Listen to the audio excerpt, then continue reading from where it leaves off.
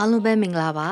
နေနေစုံ channel ကနေပြန်လဲကြိုဆိုလိုက်ပါတယ်ဒီနေ့မှာတော့အရန်အရသာရှိတဲ့ရင်ငိတူဖူဟင်းကြီးချက်ပြသွားမှာဖြစ်ပါတယ်ဂျမရည်တွက်လဲအရန်ကောင်းတဲ့ဟင်းရည်လေးပါနော်ဒါအရန်လဲတောက်လို့ကောင်းပါတယ်တခါချက်ချင်းရင်ဆွဲလန်းသွားစီမယ့်ဟင်းရည်ပါပါဝင်တဲ့ပစ္စည်းတွေကတော့ရင်ငိ6ပေါ့နော်ရင်ငိ6ပစွန်6ကျက်သွန်မိတ်ပဲငံပြာရည်အချီနန်းစီရဲ့ငံပြာရည်တူဖူဒါမှမဟုတ်ပဲပြပါတော့ကျစုပြုတ်ရင်နဲ့အကျဥနှလုံးကိုအတိကပါဝင်ပစ္စည်းအဖြစ်အသုံးပြုထားပါတယ်ပထမဆုံးအနေနဲ့ဒဲဥကိုအပူပေးပြီးတော့ရေငိတဝက်ကိုဒဲဥပူပူလေးပေါ်မှာခဏကင်ပေးပါတယ်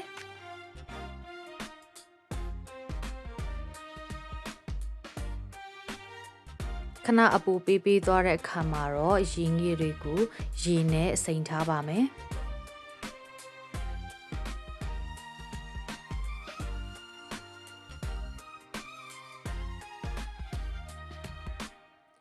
ပစွန်တေးသေးလေးတွေကိုလည်းရေနဲ့2ခါလောက်တေချာဆေးပြီးမှ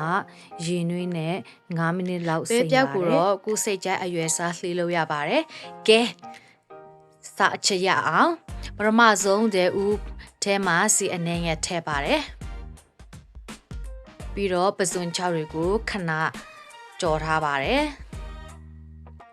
ခဏလေးကြော်ပြီးတော့အနှံ့မှုေးလာတဲ့အခါမှာကျက်စွပြုတ်ရည်ထည့်ပါတယ်နော်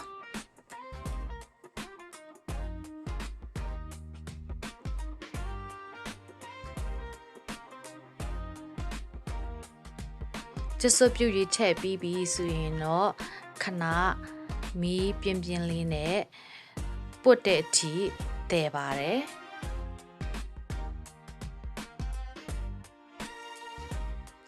ဒီမှာကျက်စွပြုတ်ရည်လေးပုတ်ပုတ်ဆူလာပြီဆိုရင်တော့ပဲပြအကုန်လုံးထည့်ပါတယ်တေချာမွေးပြီးမှနောက်တစ်ခါပြန်ပုတ်ပုတ်ဆူလာပြီဆိုရင်တော့ရေငိထည့်ပါတယ်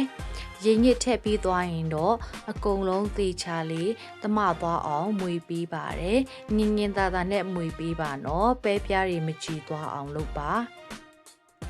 ပဲပြားရောရေငိရောအကုန်လုံးတစ်ခါပြန်လဲပုတ်ပုတ်ဆူလာတဲ့အခါမှာတော့မီးလျှော့ပြီးတော့ခောက်ထားတဲ့ကြက်ဥနှလုံးကိုဖိဖိချင်းစီထည့်ပေးပါတယ်ထည့်ပြီးသွားရင်တော့အစစ်မပြတ်ညင်ညင်သားသားနဲ့မွေပြီးပါတယ်